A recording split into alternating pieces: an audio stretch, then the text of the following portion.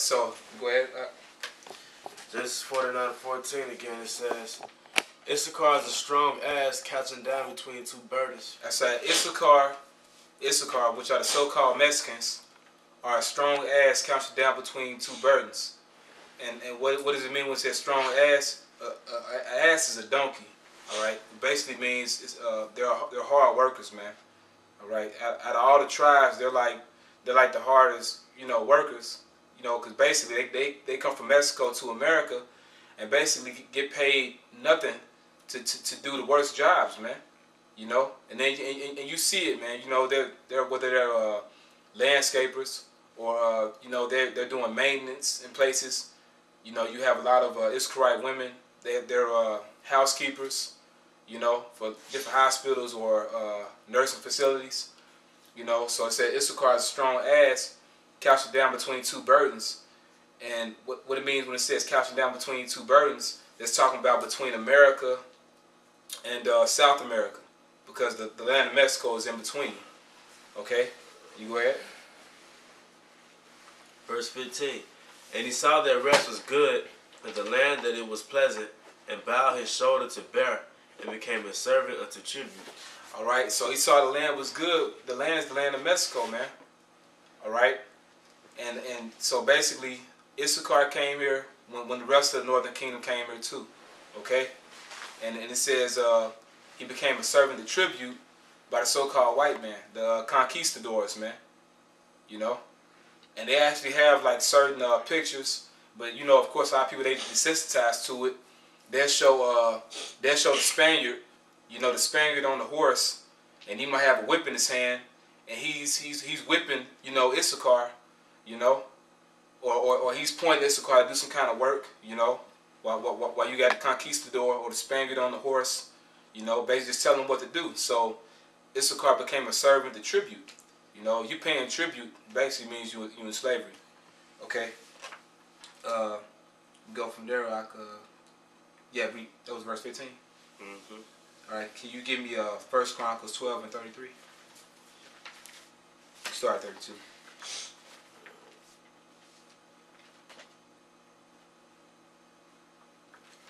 First Chronicles chapter 12 verse 32, it says, And of the children of Issachar, which were men that had understanding of the times, to know what Israel ought to do, the heads of them were 200, and all their brethren were at the commandment. Right. So, now read that again. Alright, First Chronicles 12 and 32. And the children of Issachar, which were men that had understanding of the times, to know what Israel ought to do, the heads of them were 200, and all their brethren were at their commandment. Right, so everybody comes back in what you call the reincarnation, okay? So that's how Issachar was able to, basically the Lord gave Issachar the spirit to read the heavens, to read the constellations, to know if we should go out to battle or not, if we will win the war or not. The Lord gave them that knowledge, okay? So basically that shows you how Issachar, the so-called Mexicans, along with the tribe of Zebulon, was able to make those different calendars, man. You got the Aztec calendar, you got the Mayan calendar, okay, which basically predicts the end of this age, the end of your rulership, Esau, okay, because the Lord gave him that knowledge. Okay, you read some more. Verse 33. Of Zebulun, such as went forth to battle, expert in war, with all instruments of war, 50,000 which could keep rank. They were not of a double heart. Right. So our people were warriors, man. All right. So right here, back in the ancient world, we would call by our real names. They would call Issachar and Zebulun, but during the 1400s, 1500s, when our people was over here in the Americas, they were being called Aztecs, Azteca. They were being called Mayans. All right. So, War, can you give me Deuteronomy 33 and 13?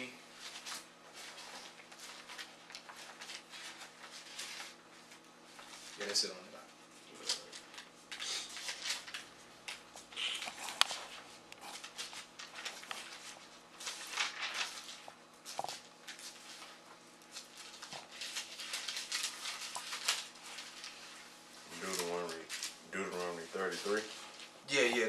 33 and 13. 13 to 21. I'm gonna get that and we can close up. Alright, Deuteronomy chapter 13, verse 18. And of Zebulun he said, Rejoice, Zebulun, in thy going out, and Issachar in thy tents. Alright, it says, in the Zebulun he said, Rejoice thou Zebulun in thy going out, and Issachar in thy tents. Because basically, well, it's going to tell you. I'll read some more. It's like, They shall call the people unto the mountain.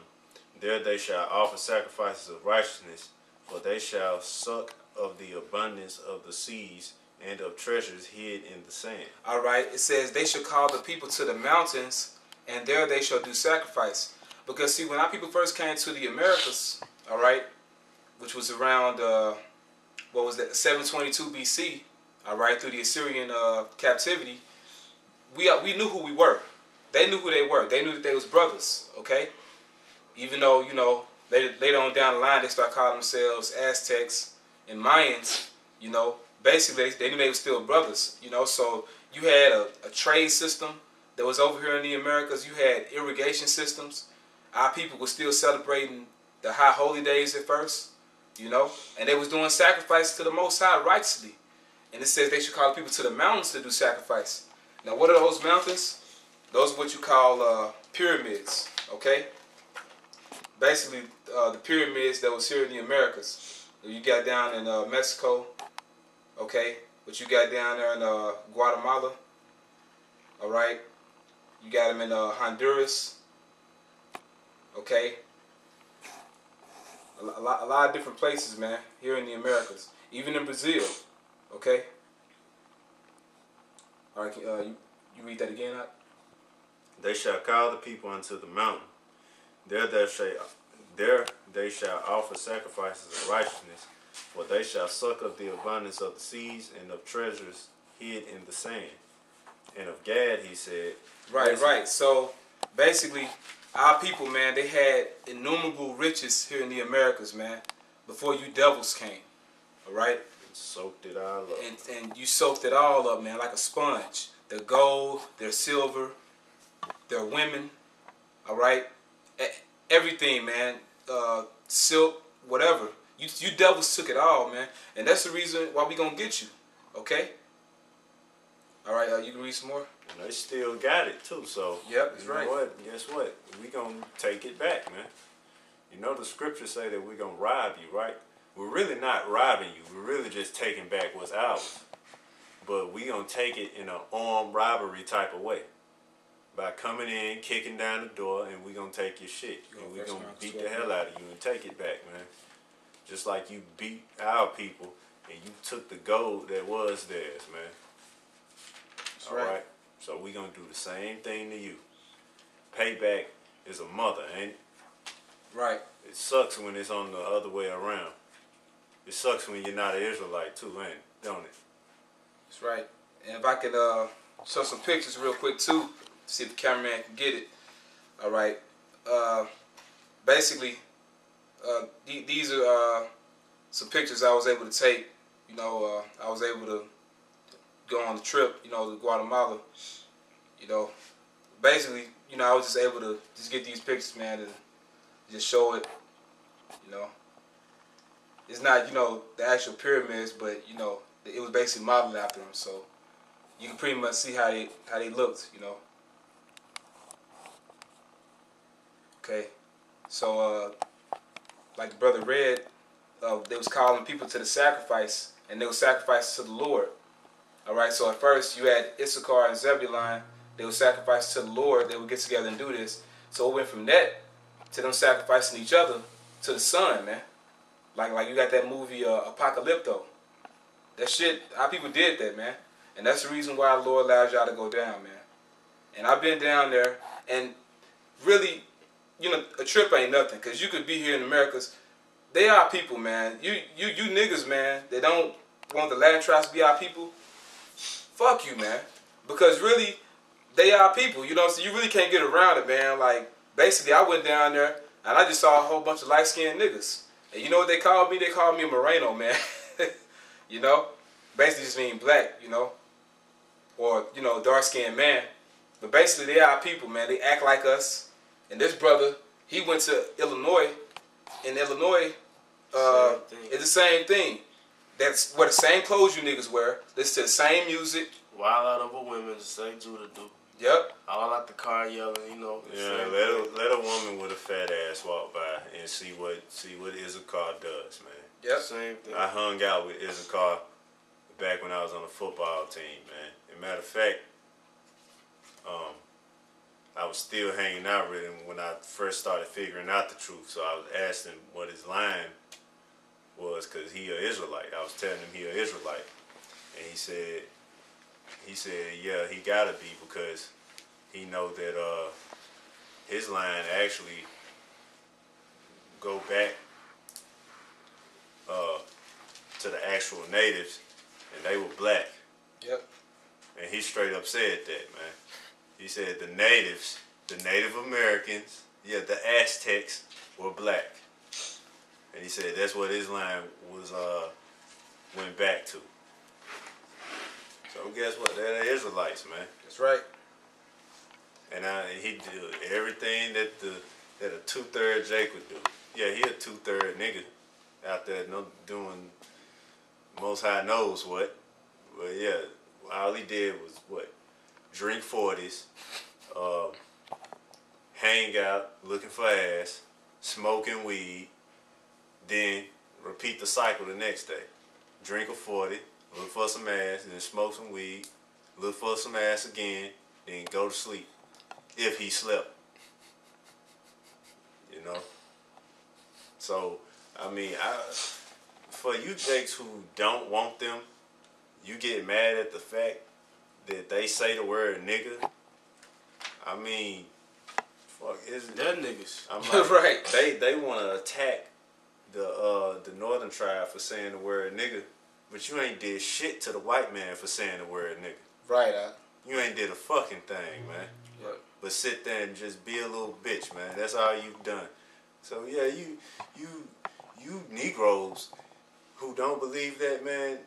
Like this one guy, what was his name? Wisdom Seeker 777, trying to compare El Tahar and Johanna, and like as soon as he said, well, you know, I teach that the Hispanics, Native Americans, and Latinos are not the Israelites. I was like, I just cut the video off. I'm like, man, let me get up out of here, man, because I already know you don't know what you're talking about. Yep. All the characteristics of an Israelite are on these tribes, man.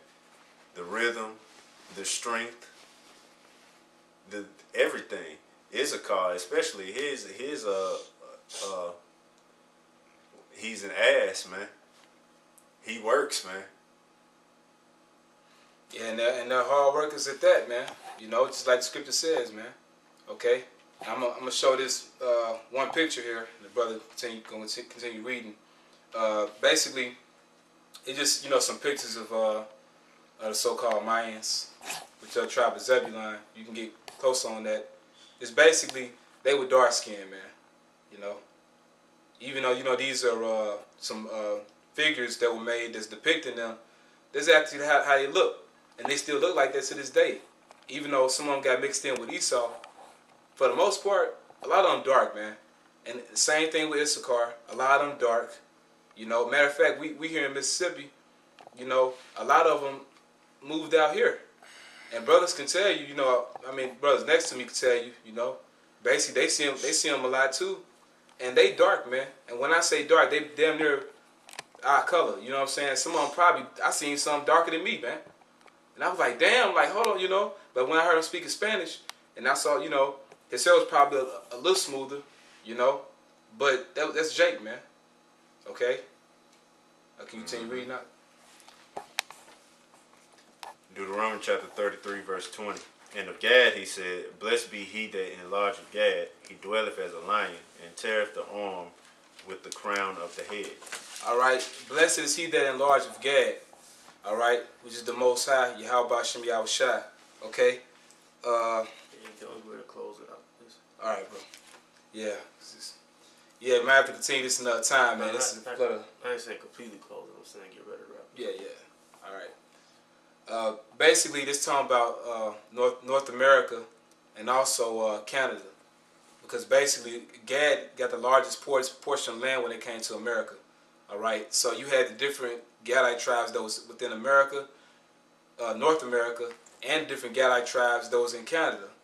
All right. One of them being the Inuit Indians. And you might call them Eskimos, all right? But it's a lot of pictures out there. You know, you can see them too. They dark skinned, and that's cold weather up there, man. So it don't got nothing to do with weather being a certain way. They the Israelites, man. And also a lot of them, they wearing garments with the fringes on them too, with the border of blue, you know.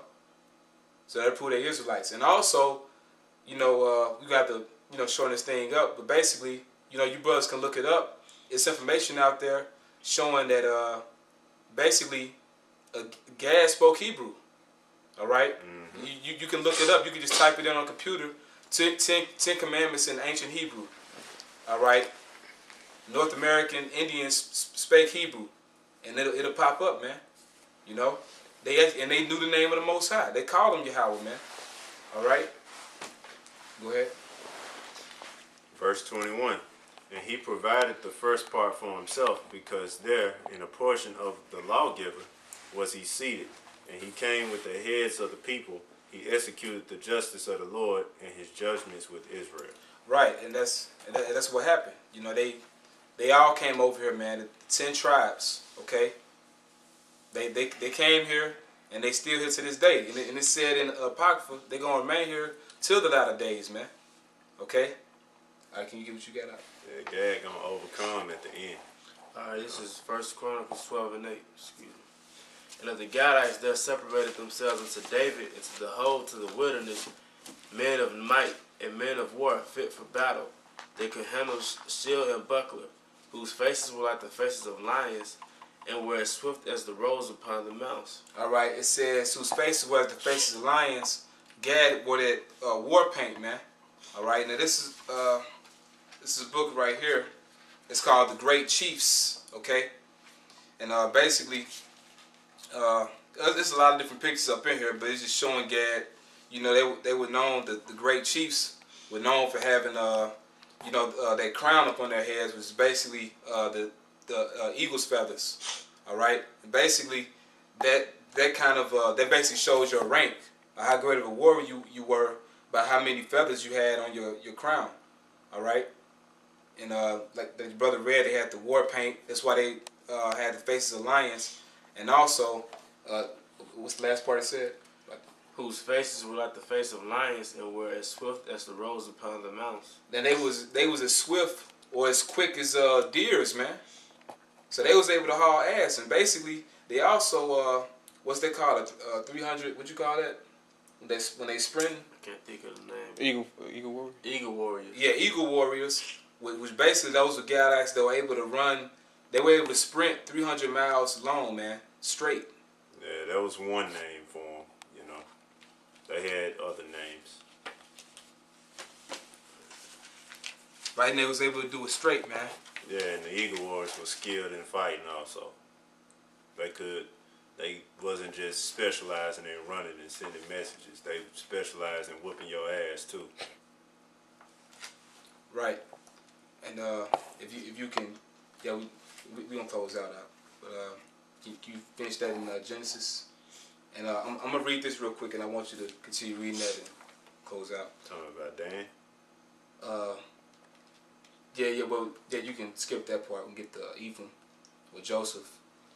All right. I'm gonna bring out this real quick because we was talking about the tribe of Zebulun, which everybody's going crazy over this 2012 thing, man.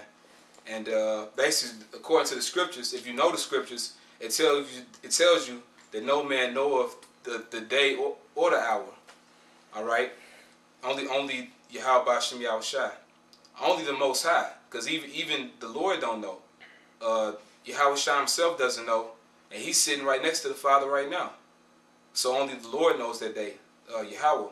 Okay, and basically, I watched this little short documentary that that the tribe of Zebulun, which you call the Mayans, they was talking about, 2012. And this is what they said. It says, the Mayans called the Lord Bolan Yokte.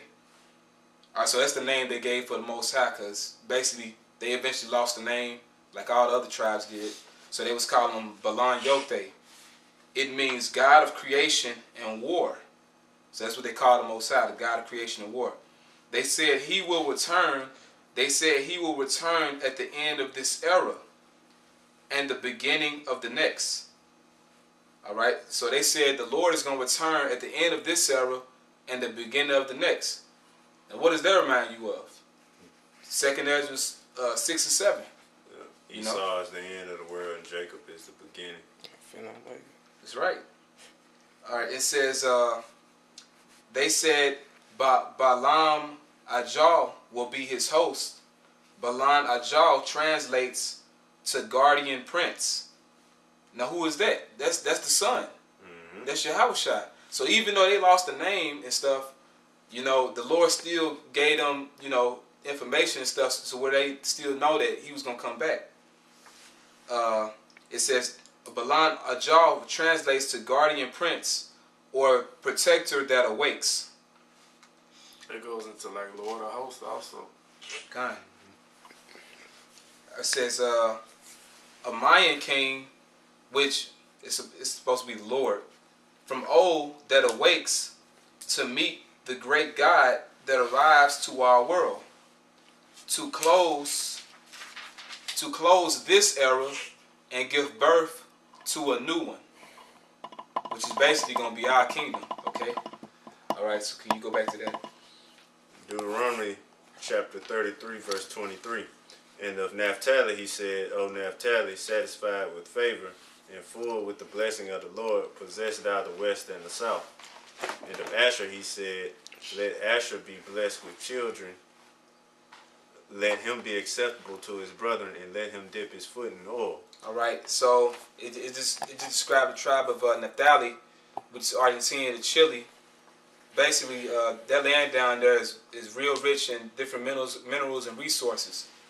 All right. And same thing with the tribe of Asher, which is from Colombia to Uruguay and so-called Brazilians. Okay. You read some more? A little more? Yeah.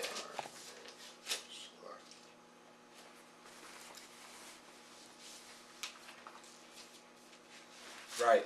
And we didn't really get a slide about to say this real quick. We didn't really get a chance to go on to Ephraim, but you brothers can read that on your own time. Ephraim is the so-called Puerto Ricans, and basically Ephraim comes from the Hebrew word aparyam, which means he is fruitful, because they're known for having a lot of children, and basically that was their blessing that the Lord gave them, All right, can we get that real quick? Can you get Genesis 49 by Ephraim, and then we'll go back to that. Yeah. Now, I still want you to finish it off, though. I know it ain't talking about the tribe no more, but this is Genesis 49 and 22. Joseph is a fruitful bow, even a fruitful bow by a well. Joseph, which is synonymous with Ephraim, because Ephraim got the greater blessing. Joseph is a fruitful bow, even a fruitful bow by the well. All right, like a fruitful bow, like for example, is like a branch with a lot of fruit on it, man. Go ahead. Joseph is a fruitful bow, even a fruitful bow by a well, whose branches run over the wall. Right, so they was gonna have a lot of children. So Ephraim was so fruitful in the Americas, man. What you call the Arawak or the Taino Indians, they were so fruitful they couldn't just stay in Puerto Rico. That's why it was so many Arawak or Taino Indians. They was everywhere. They was in Cuba. They was in Mexico, South America. They was everywhere, man. They was throughout all the islands. But you devils, you goddamn devils, man. You basically almost exterminated them, man. It was millions of them. Matter of fact, in the book Devastation of the Indies, the dude Bartolome de las Casas said that it's like you put the whole world up in these islands because Ephraim filled them up so much. But you devils only left about 500 of them, man. You gonna pay for that, man. Go ahead, Al. The archers have sorely grieved him and shot at him and hated him. Yeah, that's what happened. You devils came over here and you sore grieved them. All right, you was killing them, man. You was slinging their babies against the rocks, man. You did all that. All right, and we gonna get you, damn devils, man. All right, you watching this, we gonna get y'all, man. Go ahead. Verse 24. But his bow abode in strength, and the arms of his hands were made strong by the hand of the mighty power of Jacob. That's how they was able to survive. Because we already read how they was a fruitful bow who branches run over the wall. Because Ephraim's so fruitful, they got to branch out, man. You know, and that's how we're going to be in the kingdom. It's going to be so many of us, we got to spread out, man. You know, and that's how it was when they was in Puerto Rico. That's why it's Ephraimites everywhere. It's even Ephraimites in Spain. You know, because you devils, y'all took some back over there, man. And they showed that up in the up on the Showtime series, The Borgias.